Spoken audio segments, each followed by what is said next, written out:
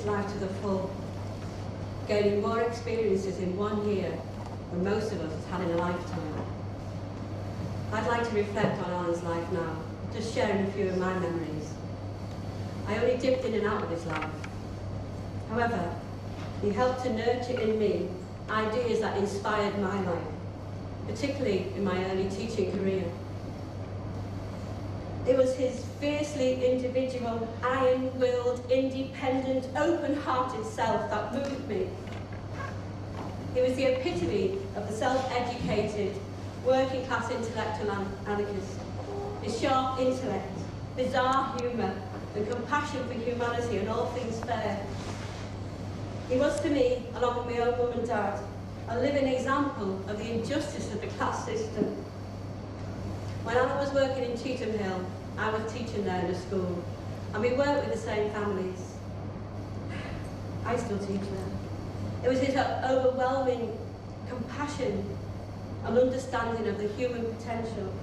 It spurred on my determination to give the children of those families every opportunity to flourish. This culture from the 70s is still in our school. It's still there, and there's never any artificial ceiling saying kids around here can't do this.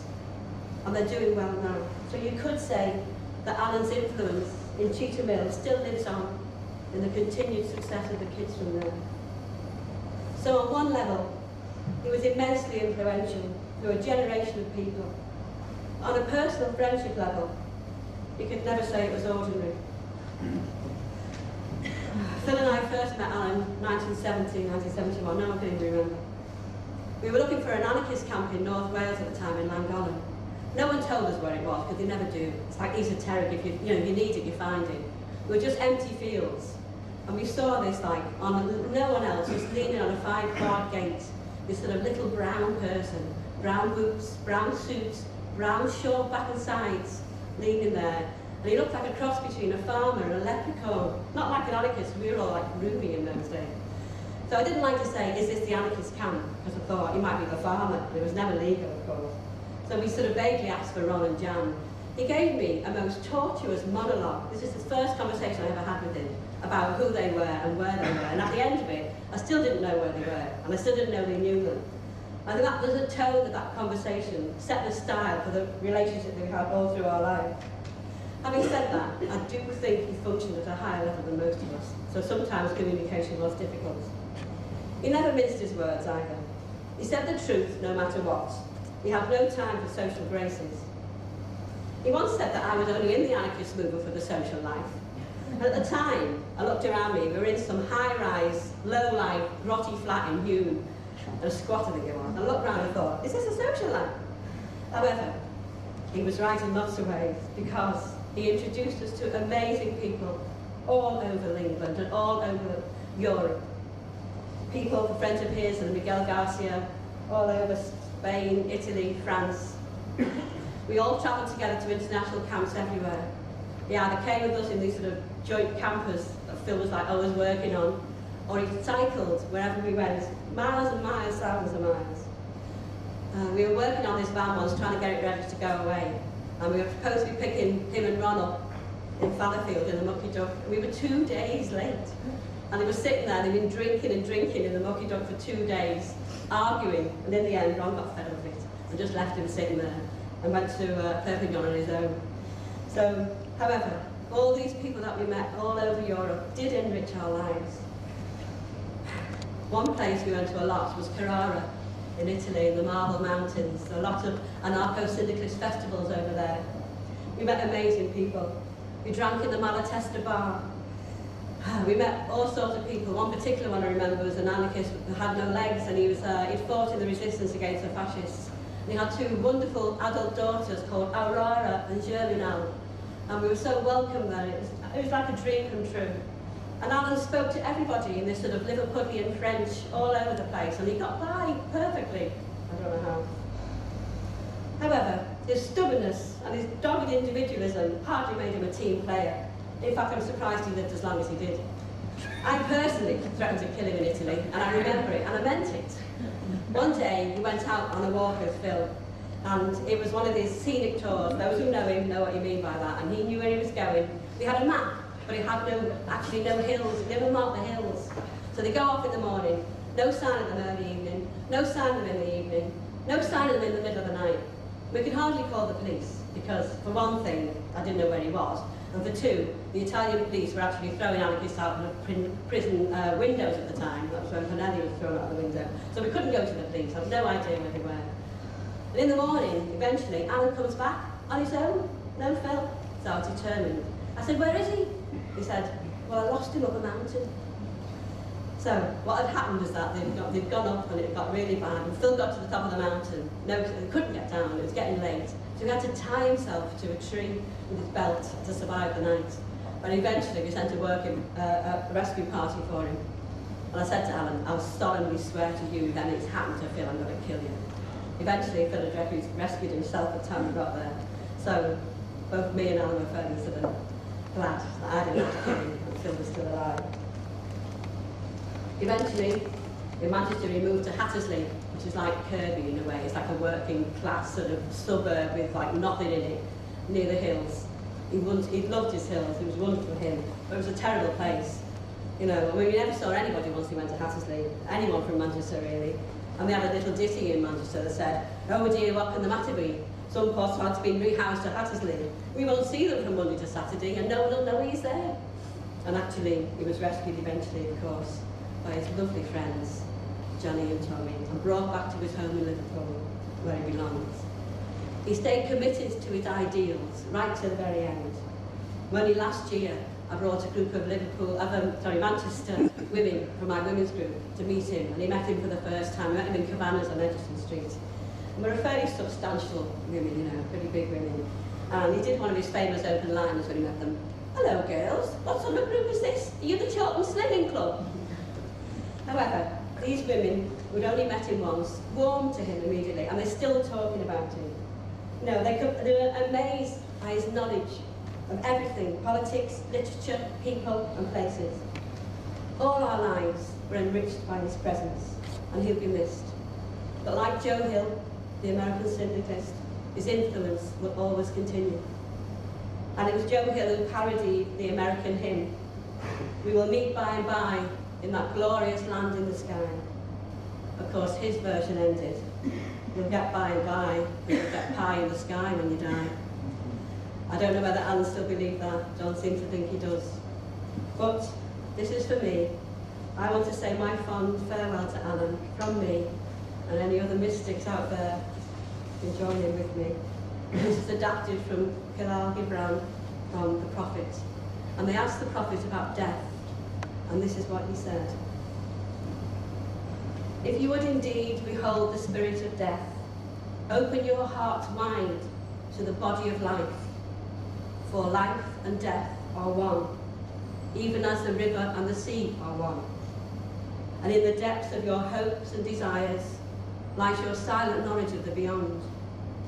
And like seeds dreaming beneath the snow, your heart dreams of spring. For what is it to die than to stand naked in the wind and melt into the sun?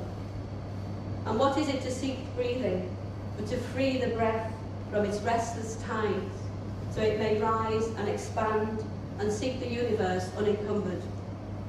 Only when you drink from the river of silence shall you indeed sing. And when you have reached the mountaintop, then you shall begin to climb.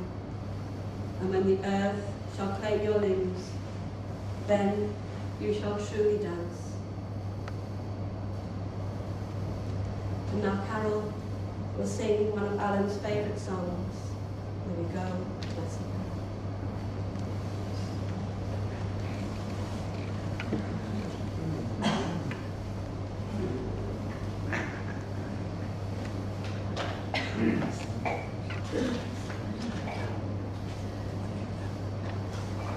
You're doing in the chorus as was one of Alan's favourite tunes.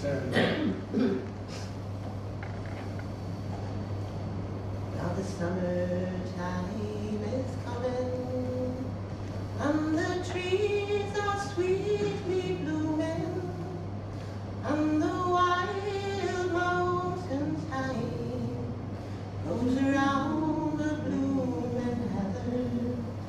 But you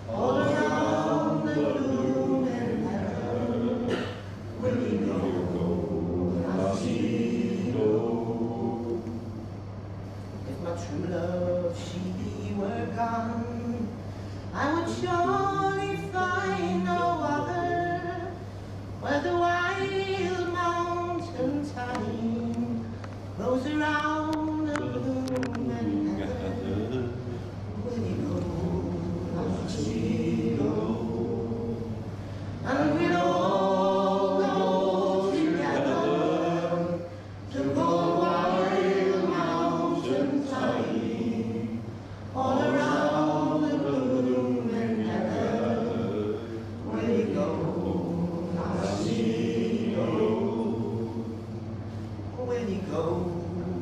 I'll see you when you go. Nice one. Believe Will, are you coming? Yeah. Swap chairs with me.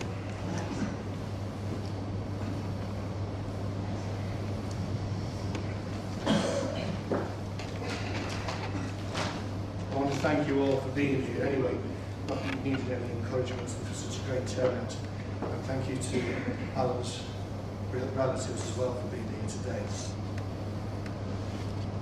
Well, all the best things come in small packages, they do say. But Alan was a bit like the TARDIS of Doctor Who. He was a lot bigger on the inside than he appeared on the outside. He wasn't a creative man in the accepted sense of the word. He rarely wrote or tried his hand at drawing, and he left those things to those who were best at it. But he certainly did enjoy their efforts. And instead, he read, and he talked, and he travelled, and he tried to understand. He was an analyst, a synthesist. He was always looking for connections between things. And he took his wide-ranging reading and his extensive experience, and he fashioned from them his own unique worldview. I thought it was unique anyway, wherein the only real evil was that of enforced poverty, institutionalized ignorance, in a world where billions of people are bullied into believing that they're powerless or punished for daring to disagree. Alan's unique creative power lay in very much in what Anne was saying before, in what he could do for others. There wasn't much of the small talk in him, and in the conversation with Alan you could expect to have your opinions challenged all the time. And by the way, woe betide you if you were simply caught trotting out some piece of hand-me-down stuff that you got from some book or some program or something. He'd encourage you to gain information and to think for yourself, and in this way I think he created more than one thorn in the side for the, should we say, the establishment. And I, for one, as a young man, gained from him a window on a world much larger and more complex and infinitely more political and infinitely more beautiful than my own received and two-dimensional anarchism would otherwise have admitted. While he was able, Alan worked hard both at his job and in trying to better the lot of his workmates. And I don't intend to reprise here all of the causes that he fought for. You know them well enough, those of you. I just want to say that in a world where there is so much talk, Alan at least wasn't afraid to take action. I've said that Alan didn't write much anyway, but here, from that particular time in his life that I just alluded to, is a fragment of something he did write, and it was scribbled on the back of an old charge sheet as it happens. From inside their mashed shell, grey cells peeped through barred vision to watch the morning exhaust belch noisily toward the city, leaving the debris of the streets open to our cluttered gaze. Inside our airless queue, the blankness gives a morning wink and key rattles into a murderous grin as we go into our morning act, slop out, make beds, and seek out friendly faces as our crowded toilet. Inside our vaulted hive, taste-torn tongues stumble towards their morning sacrifice, gagging on the grey-stained porridge, and remember wistfully the sharp taste of 40 years. Have you ever tasted any of Alan's porridge, by the way? It's a bit of a cheap complaint, but still. Throughout his life, Alan was a keen walker and a keen cyclist, and he travelled all over Britain, as has been mentioned, in many of the countries of Western Europe. Indeed, it's said of him more than once that he knew something of just about every town in his land. And thanks to his prodigious memory, I've never met a memory like this, he could tell you a tale about most of the pubs in most of them. Well, in his 8th decade, Alan became driven by him. I don't know where it came from. But it turned his passion for cycling into a means of punishing those who loved him best. in that he forced them to spend long hours in the baking heat, searching the highways and byways of northern France, looking out for the soles of his boots, or a slowly circling bicycle wheel sticking out from whatever ditch he'd fallen into, either taking a drink or overcome by heat stroke, or probably both. He also had the annoying habit of cleaning other people's Teflon pans with metal scourers. Well, nobody's perfect, are they? Anyway, the time's come to say goodbye to the body that Alan toted around for those 76 years. And we're all going to the Ilford pub, at least I hope we're all going, to get on with what's left of our own lives and to raise yet another full glass to the man himself. A traveller, a storyteller, a mentor, inquisitor, a good companion, a fellow traveller on the way, an anarcho-syndicalist, dare I say, and as I said, a maker of bad porridge, but above all, a friend. Avanti Popolo. Music, maestro, please.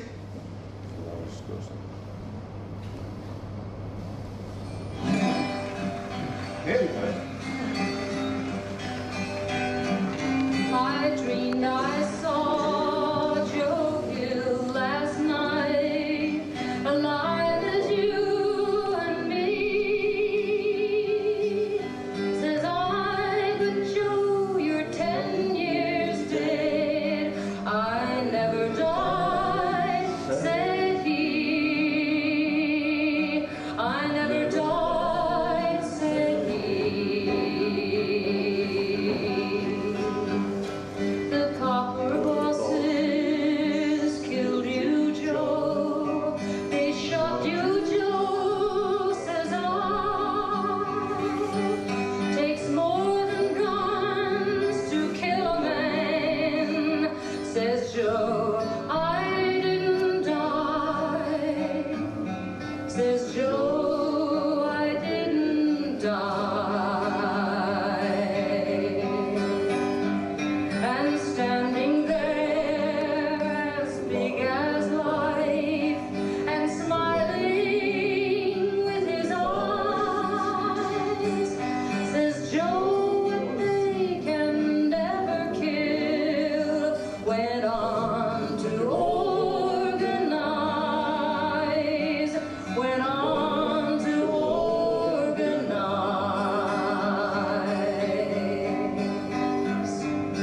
From San Diego up to Maine, in every mine and mill, where working men defend their rights, it's there you find Joe Hill. It's there you find Joe Hill.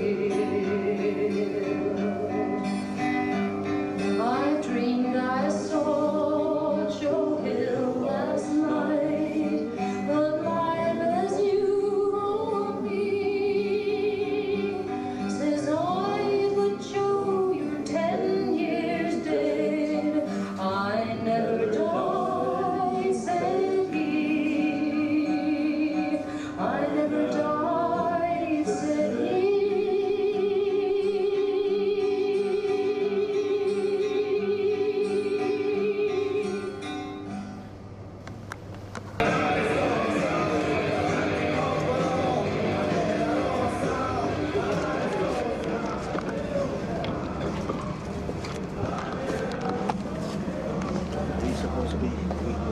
They should be there.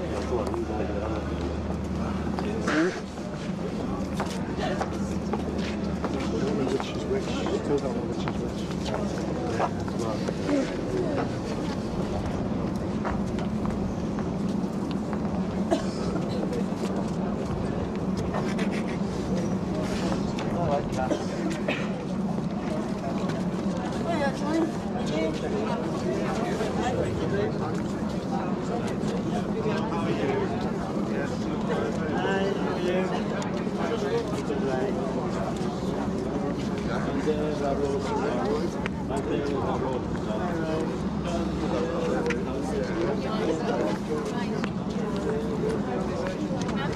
Somebody sorts the hair out for you.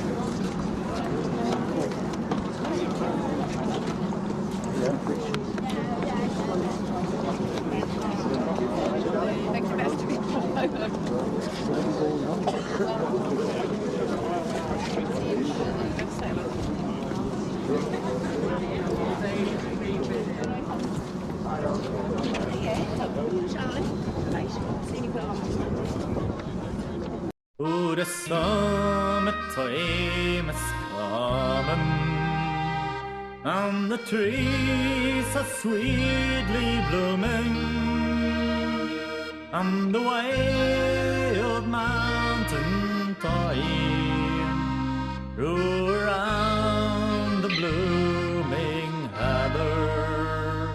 Will you go, lassie, go? And we all go together to the wild mountain thyme, all around the blooming heather. Will you go, lassie, go? I will build my love a tower near a pure crystal fountain, and on it I will pile all the flowers of the mountain. Will you go, lassie, go? And we all go together to black wild mountain thyme, all around the blooming heather. Will you go, lassie, go?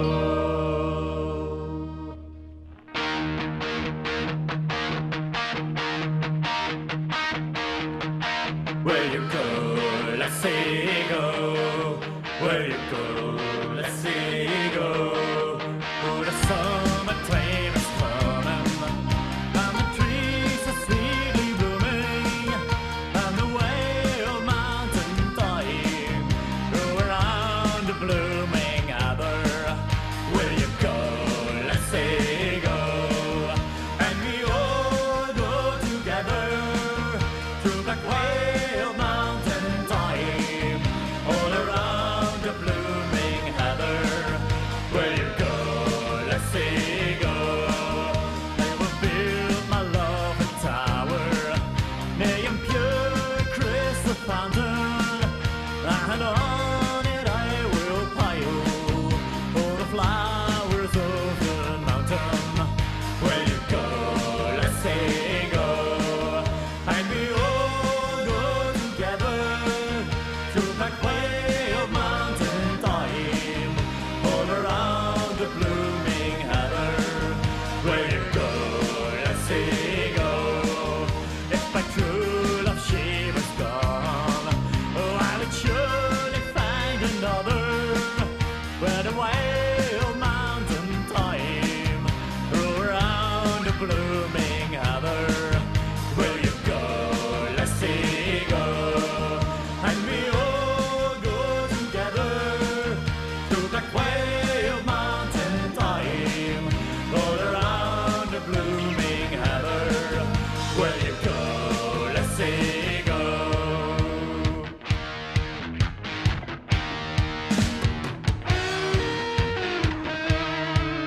Will you go, lassie, go? Will you go, lassie, go? And we all go together to that wild mountain thyme, all around the blooming heather. Will you go, lassie, go? Will you go, lassie, go? And we all go together to black wild